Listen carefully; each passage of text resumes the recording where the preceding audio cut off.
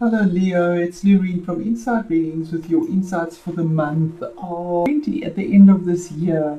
Um, we close this year off with the sixth eclipse of the year, and it happens on the 14th of November in Sagittarius. It is a solar eclipse, and that means that something will start. A solar eclipse is something new begins. The lunar eclipse we had on the 30th of November was something closed and finalized, the door was shut, and that was in your 11th house of friends, allies, groups, networking, your plans, maybe goals and intentions that have changed. There's something that changed there, but that would have been in your reading if you want to follow on that. This month's eclipse is on the 14th in Sagittarius. Sagittarius is the sign of a future growth, future movement. It's ruled by Jupiter. Jupiter always wants to expand and grow. And your fifth house deals, it's in your fifth house. There's growth, possibly something new that begins with children, lovers. It's the fun house. It's known as the fun house. And with Jupiter there, in its fall, there hasn't been much fun in that section of your life for the past year, because Jupiter is in Capricorn in its fall. It doesn't want to be there. It's in its fall and unhappy. So there's been some difficulty in your creativity for you. But this eclipse brings something new. It is a solar eclipse that begins there. Mercury's in the mix. Mercury is also in its detriment. It's not in its ruling sign. It's all burnt up by the sun as well. So there could be something hidden. So be aware of that as well. And the fifth house is your leisure house. So there might be some new leisure that comes through there for you. As Jupiter picks up dignity and goes into the sign of Aquarius, where it's happier. There might be a new romance, love. It's your love life. Dating could be there. Pregnancy, creative activities. It deals with gambling as well and hobbies. It's the house of your happiness, sense of happiness. And then, of course, your love and relationship with or to your children. The house of entrepreneurship, self-employment, mind and intelligence and discernment and spiritual techniques could come into that as well. It's a house of good karma from the past, because it's your fifth house.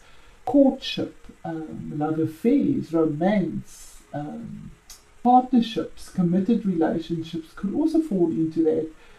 They start there as a romance. It's a house of sports, acting, expression, poetry, teaching, art. That could all come into that as well. Something new starts there. With the tail end of the dragon, Rahu and Ketu, the tail end is the south node. It's the releasing and the letting go, the expiatory part of some karma that it's done for something new to start. And with Jupiter picking up dignity, definitely an improvement in that fifth house for you. I think Jupiter, I think it's on the 21st of November, or at least by the end of it, moves into Aquarius, and then there's that lighter energy. It is also fire energy. You are fire, so it's fiery. There's a change, and things aren't as slow and watery and earthy as the Capricorn Cancer eclipses we've been dealing with. Also to take note, while this eclipse is happening, the planets, we have Venus in her fall in Scorpio, right opposite Uranus. So there's something unexpected, something shocking, something new that happens with regards to your home, your family, your surroundings, your environment. It's fixed, it's going to be there. And with your career, your social status, it could be also dealing with parents. If you have parents, family, mother and father, that could come into play.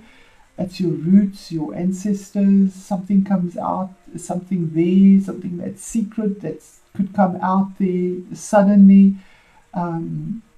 Uranus in your 10th house definitely brings a change, in a sudden, unexpected change that is pretty much fixed, but it might not be the right thing to do although it could be passionate in Scorpio, Venus in Scorpio is in a fall. So it's something to be aware of and to keep your eye on as well, with regards to Uranus being in that 10th house for quite some time still, bringing radical change and renewal to that house for you.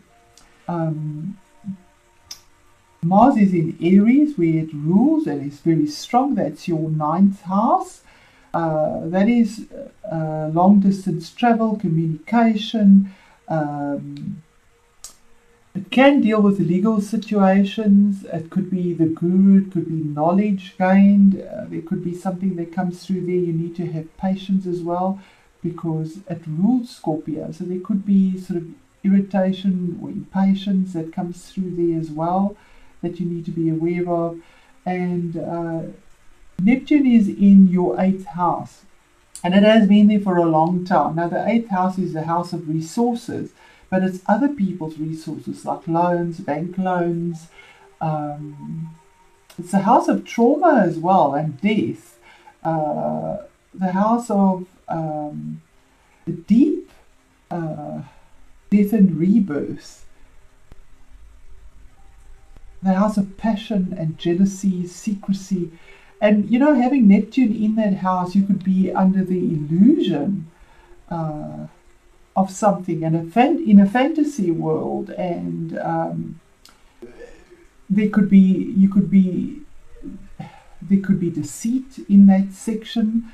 So you have to be very aware that you're not deceiving yourself or putting yourself in an illusion or fantasy world, because, you know, with this Neptune in this house, this has been there a long time and is still there for quite some time. One has to be aware of this constantly, and we all have Neptune in Pisces and have had it for a long time, but in different areas of our life.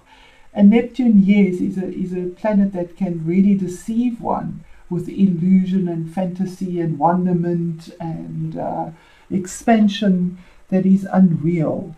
And in Pisces as well, where there are no boundaries, so one needs to be very aware of that. Your 6th house of your energy and your work, your health, you have planets there that are bringing up something. You need to be also very careful, because Pluto brings up something. Pluto's Venus in it. Something needs to come out there, and Pluto will do this, definitely. It brings intensity as well. Saturn brings the growth, that difficulty, that boundary, rigidity. Capricorn is climbing to the top, but Jupiter's in a fall here. You know, so you might be putting a lot of energy into work or the services you put out there, but it's in its fall at the moment. So there's difficulty there, and we all have this in different areas. For you, it is in the services, in your work area, and in your health. So one needs to be very careful about that, where the eclipse affects you. So with that said, I'm going to do an oracle card here for the meaning or further explanation or further message for Cancer. Oh, sorry, not Cancer.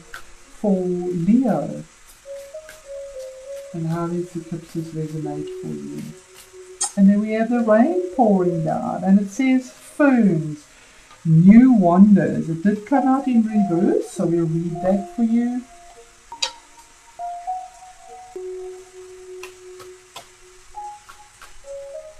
And a numerology card for Leo Spirit. Thank you, Leo. 20 and the eclipse is the closing of a cycle, but leadership being picked up here.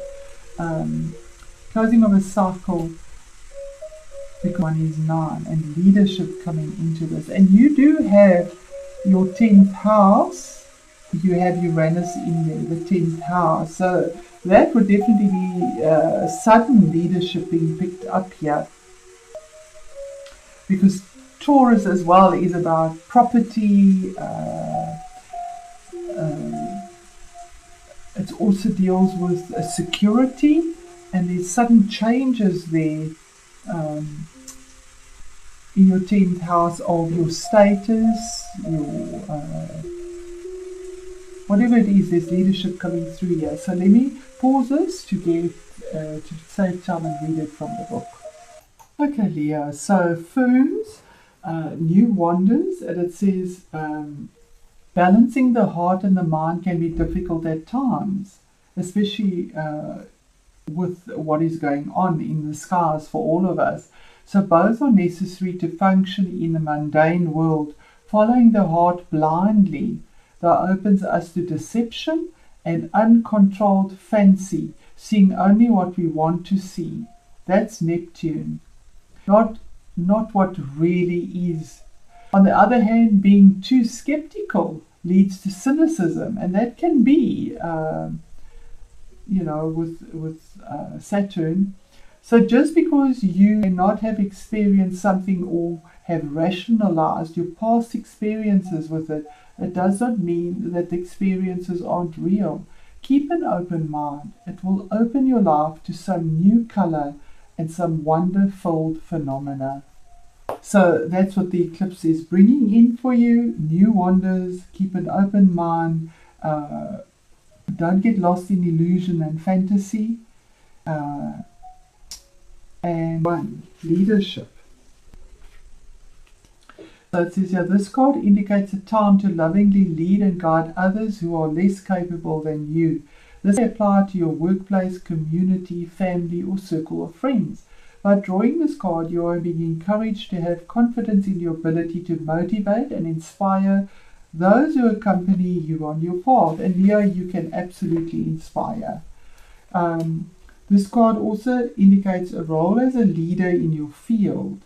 You choose to rise to the top of your game with your unique talents, or to lovingly lead others to a new and improved way of life. Either way, it's time to step up to the plate and adopt a position of authority, for you have a natural ability to lead. Absolutely. And you have Uranus in your 10th house, bringing something exceptional to you. And it could be financial benefit as well. The sign of Scorpio deals with water. It's underground. It doesn't mean that just because Venus is in a fall there, it means that you could be earning finances in a sense, or something to that effect. If we look at the ruling sign, this Venus rules Taurus, and Taurus is about your stability and future and protecting yourself. You have Uranus there making these radical changes in your 10th house, which is ruled by Taurus. So in order to improve your current situation, you are being asked to adjust to and to harmonize with the natural rhythms and cycles of your life. Sorry, I just need to say that, Scorpio is also about the occult. You might be doing something in the occult, tarot, astrology, something like that, and earning a living. That might be leadership in that. So these cycles are encouraging you to be a compassionate leader. Remember, a successful leader leads alongside others rather than from above. Others graciously follow when you have their best interests at heart. So know that it is safe for you to lead the way. And the affirmation is, I lead others and in turn serve a higher purpose. Isn't that beautiful? Isn't that beautiful? So the higher purpose is the 9th house. You have Mars there, Mars in Aries, in its dignity. The 9th house is also about your ideals, your optimism. Travel, of course, long distance travel, I don't think is very possible, but it's there with Mars. And gurus, religion. It can also deal with, for me, litigation. That could be a thing as well. Okay, so I'm going to pause and go into the tarot reading. Hi Leo, welcome back again. Okay, so I'm going to call on spirit guides and then we're going to our tarot. So, guardians of the four corners, angels, ancestors and sacred ones, I call on you now and welcome you here. Thank you for your clarity, wisdom and understanding. Thank you for discernment. Thank you for the messages for Leo. Thank you. Okay. Just randomly choose. So what are the messages for Leo, for December? Thank you. Thank you. Temperance, and that's the Sagittarius card. Absolutely, the eclipse is happening on the 14th of November in the sign of Sagittarius. It's card number 3, which is a 5, so there is change.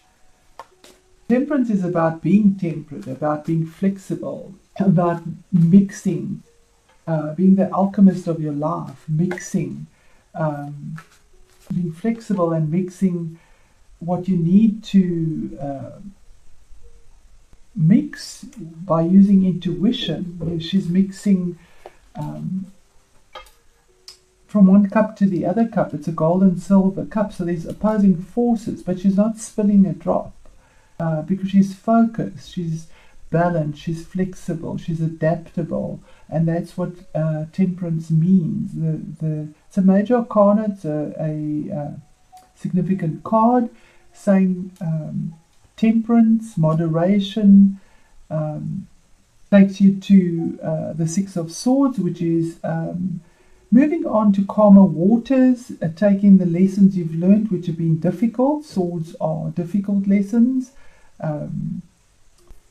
Turning your back on the past and moving forward with help. In this deck, we don't see a family. Normally you see the family sort of moving on. You're on your own, moving on, and the light is coming out from behind the dark clouds and the darkness. The water's calmer. It could also indicate travel. That's a possibility, and those are the houses highlighted for Leo. Let me just double check that. Well, you do have Aries in that 9th house. So there's a possibility of travel, though it's difficult to cross water, but we'll put it out there, it is there. And then another six of wands, which is victory and being recognized for something, accolades, completing something, and being rewarded for your hard work, being recognized, and for the achievement and the balance that is received in a career, in a project, in a study, because you've balanced your life, you've been temperate, you've worked with something in a moderate way. Really lovely cards, Leo.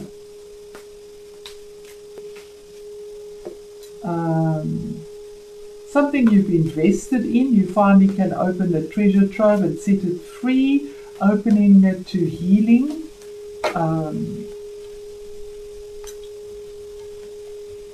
We see her with a key there, and she's actually opening that treasure trove to look at the treasures that she's invested in, that she's locked away, that she's nurtured or kept safe, hidden.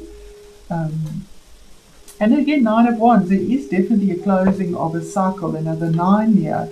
So the 9 of Wands is your fiery energy. He has a dream, a goal, a desire. He goes for it. It could be dealing with children as well. That could be that would be fiery as well. The fiery energies is Leo, Aries, and Sagittarius.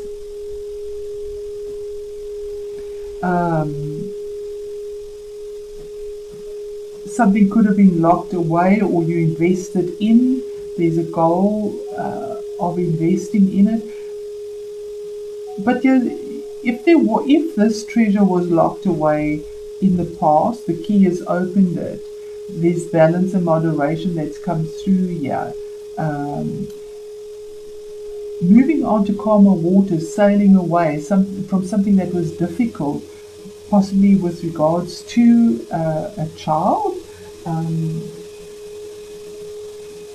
the eclipse is in this 5th house, which would deal with children as well. That might be coming in. And then Oh, let me pause this for the noise. Sorry. Sanity reigns again. Okay, so I wanted to say what the sixes represent, because you have two sixes here. Sixes always are about balance, and it indicates adjustments in your thoughts, which is swords for sure, and your attitudes, fire, or conditions.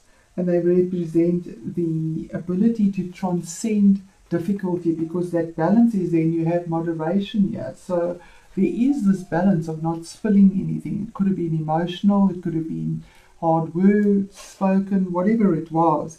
And then we have the Nine of Wands, and we have one which is a 9 as well. So definitely closing of cycles here. Just in these few cards here, nines always mean that situations or events are nearing completion or have just been completed, and the next plateau awaits. Because this Nine of Wands here, fiery energy where you were recognized, finally you have recognition, is something that you exhausted. You know, you were tired of the opinions, you didn't expect it, something that came up from behind, and you're on guard still. It could be from a child, something that, but there's recognition now, and but you're still on guard, you're exhausted, battered, bruised, and you had to do this on your own, possibly. Something difficult that you had to do on your own. It could have been difficulty with children with regards to finances. You know, you invest a lot in, or all that sadly is wanted is your investments. And that could be exhausting as well. One needs to be so vigilant, you know, with times, and children really do tug at our heartstrings, and you know, they need to grow up as well, if that is the case. Two of Swords is difficulty, yes, a choice that had to be made with regards to where do you go. You can't put your heart into this. You had to use intuition and rationality, which can come about as being harsh, but you had to do that because you can't put emotion into something that's tugging at your strings. It's difficult.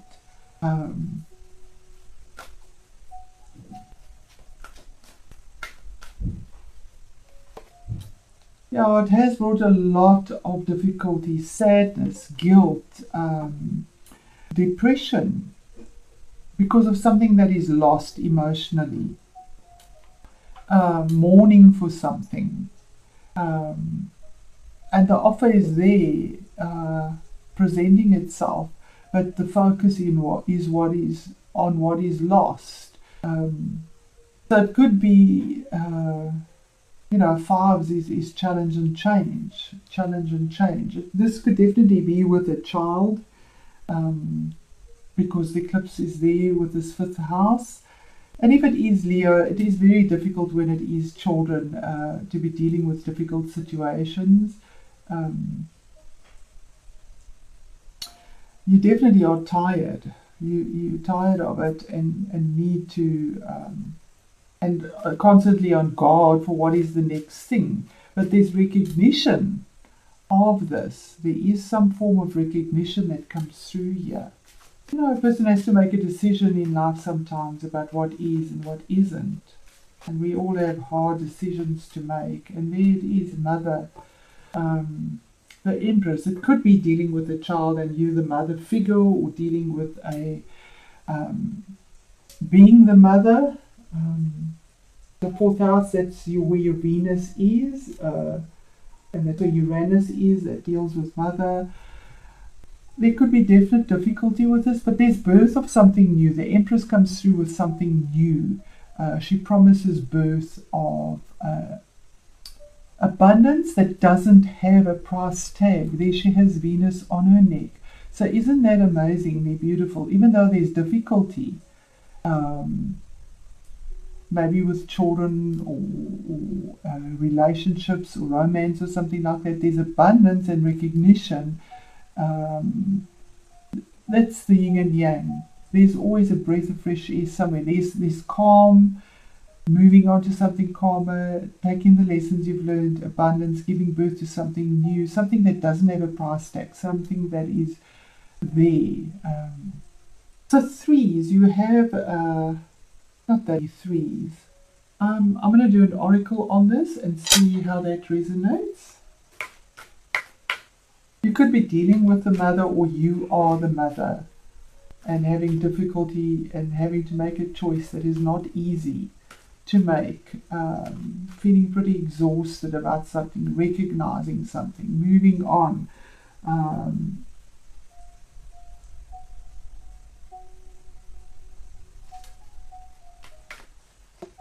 And then we have a six, getting that balance again. And you have sixes. You know, there's definitely a balance coming through here. Something from the past is in the past. She's almost lying here now, having realized that in her truth, in a sense. I feel she's lying here in her truth. Around something from the past. We do have the moon there, full moon. Solar eclipse. Let me get that in the book. So it says home is the kingdom. Home is the kingdom. Stability and action. There you go, Leo. Stability and action. And it says here, the house in the distance represents stability, but you are looking for a new challenge. That's Uranus. A sense of freedom, the need to spread your wings and allow them to take you wherever you need to be at this time. You are in a privileged position of having opportunities open to you, but you must now take action rather than dreaming about what might be. It is easy to let life pass you by, but life is for the living. Life is for living to the full, and situations can change for the better or worse in a heartbeat. That is Uranus. Now is the time to embrace the moment. Know that you have the support behind you to change your path if you choose. It is only you stopping you from moving on. There's a feeling of being stuck in limbo. Change your vibration by acting soon. So wherever this resonates for you, Leo, there is some definite change in whatever there's been difficulty in. There's leadership coming up for you. There's birth of something brand new.